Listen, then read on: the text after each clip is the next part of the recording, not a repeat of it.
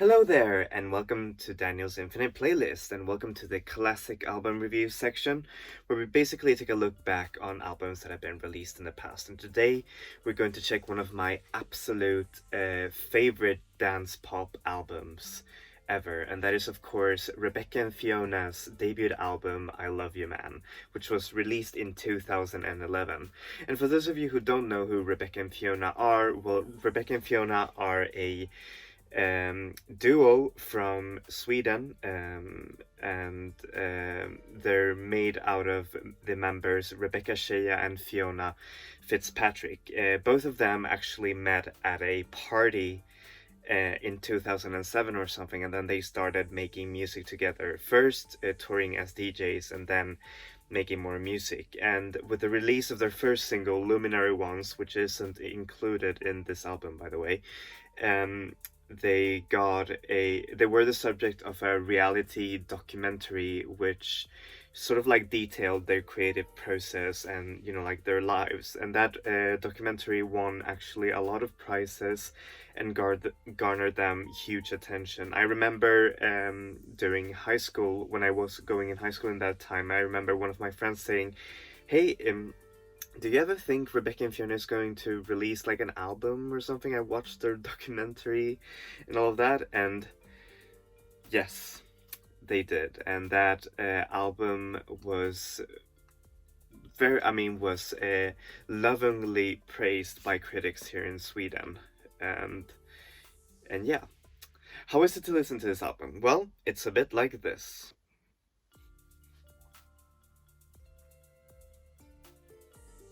Alright, I'm going to show you the the CD unboxing, and here it is. There's the album artwork.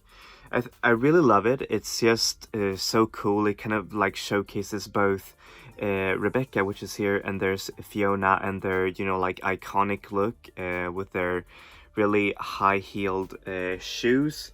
And it's just a great album cover. What can I say? And here's the behind with the track listing, and once again the duo. Here's the inside with the CD, and here you see this really sweet message to all of the people that were in this album, and also their friends and people that were sort of like involved in the making, and like inspirations and all of that on this album.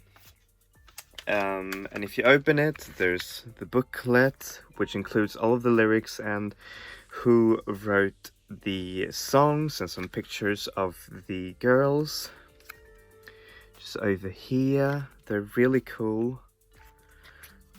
Also there, and then like the last songs and some A&R stuff. So how is this album musically? Well, musically, this album is a dance album through and through. It's a dance pop album. That's an even better way to say it. The songs are very, reminiscent of a lot of EDM that was released in that era. But what was so great about Rebecca and Fiona's album is that they didn't go towards this full bombast maximalist sort of like dubstep influenced EDM that was very popular at the time. They actually went even way back, like to the 90s, with more four on the floor rhythms such as house, some trance, pop, Eurodance even, and a lot of electropop styles just interweaving with each other. And that was just they sounded very like refined and very sure of their sounds, and which was really, really amazing during that time, because EDM had already by then just started to become something apparent in people's minds and all of that, and a lot of it sounded a lot like the same. But Rebecca and Fiona just provided a fresher look into such commercialized genre, which is just which was also how do you say, dominated, unfortunately, by mostly male producers, which is, yeah, that sucks. But yeah, how is this album lyrically? Well, lyrically, this album goes through a lot of themes about heartbreak, loss, about feminism, for example, like the song "We Are Girls," um, and about boys, for example, like in the song "Ted," which is one of the best songs that they've ever made, which I really really love because it just manages to blend, like the euphorics of 90s dance music and update those sounds and make them even more amazing. And then there's the theme of abandonment and of being heartbroken and alone in the hit song Jane Doe, which actually garnered them a lot of international fans. It is a great song as well, both lyrically and yeah, musically. It is very much a sort of like pop album. You can actually, like sing to lyrics because they're not, I wouldn't say they're difficult. They're, like written with a wide sort of like perspective so that everyone can sing along to the songs. I mean, hey, these are dance anthems after all. So yeah, what do I give this album? Well, I give it a 9 out of 10. It is a masterful debut that actually showed that EDM at the time could feel fresh and, just inspired and creative. And just by the sheer style of Rebecca and Fiona, they just carried this project with bravado that almost no sort of dance producer had during that time. I mean, come on, everyone knew Avicii, but no one actually knew, like the person Avicii, or like the what was his feelings in the project, or even with Swedish House Mafia, like who were those guys. But here you could actually see Rebecca and Fiona, and you could actually feel what these people are about, and what they, how do you say, and their feelings and the mixed euphoria, and all of that is just so amazing to see. And as well, during this time, as I said, it was so populated by male producers, one could almost believe that EDM was, yeah, mostly a male sort of like broy, very toxic venture. And for me, that's why this album means a lot to me, because it sort of like showed a different way into EDM music, that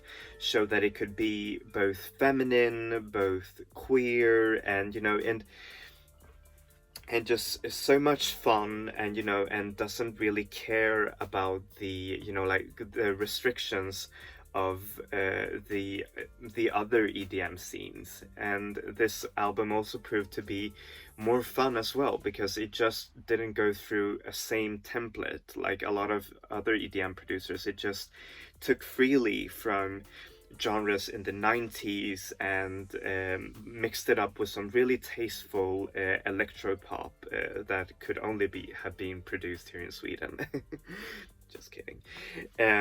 But yeah, the only thing that actually weighs the album down is only one song, which is Church is on Fire, and it is a song that it's made by Spank Rock, with Spank Rock, sorry, and well, it isn't a very good song. But if you listen to like the song in the context of this project and in the context of the time and who Rebecca and Fiona are, you can actually understand why they did it. But for me, it just kind of like it takes away from like the epicness of all of the other songs. And this album isn't only dance, a pure dance fest romps. It also has some slower songs. For example, like the beautiful and anthemic song "Dance," which is just how do you say, a torch anthem for you to believe in yourself and all of that. And I think that is also kind of like the the pure ethos behind this album is to stay strong and be yourself, and that's what Rebecca and Fiona do best. All right, thank you so much for watching this review. As always, I'm going to put the artist links down below. Rebecca and Fiona are available everywhere, Spotify, iTunes, you name it. Physical versions of the album can be bought at their official store. I think it still exists, and through Discogs, as always. I think you can get it for really, really cheap too. So if you like the physical version, then yeah, be my guest. And thank you so much for watching this review. Please give a like and subscribe.